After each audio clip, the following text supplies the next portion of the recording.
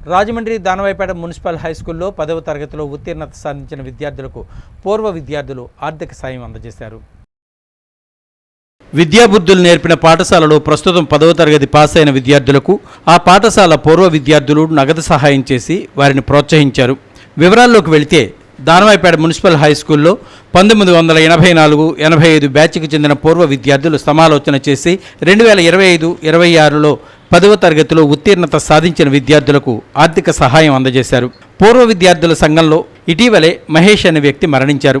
ఆయన జ్ఞాపకార్థం పూర్వ విద్యార్థులందరూ కలిసి 10వ తరగతిలో ఉత్తమ ప్రతిభ కనబరిచి 548 మార్కులు సాధించిన విద్యార్థికి 4,000, 530 మార్కులు సాధించిన విద్యార్థికి 3,000, 510 మార్కులు సాధించిన విద్యార్థికి 2,000 చొప్పున పాస్ అయిన ప్రతి విద్యార్థికి ఒక్కొక్కరికి 500 రూపాయల చొప్పున ఆర్థిక సహాయాన్ని శనివారం అందజేశారు. ఈ సందర్భంగా పూర్వ విద్యార్థుల సంఘం అధ్యక్షుడు కొమ్ము పాపారావు మాట్లాడారు. తమ మిత్రుడు జ్ఞాపకార్థం ఈ కార్యక్రమాన్ని చేపట్టినట్లు తెలిపారు. ఈ కార్యక్రమంలో పూర్వ విద్యార్థులు ఎండి గౌస్ మొహిద్దీన్, ఎస్ వెంకన్న, జి అన్నవరం, దయానిధి, ఎండి అహ్మద్ వల్లి, ఎం గోవింద్, పి సూర్యనారాయణ, ముత్తిన శ్రీను, కె రాంబాబు, సుజాత, మేడపరెడ్డి వెంకటేశ్వరరావు తదితరులు పాల్గొన్నారు.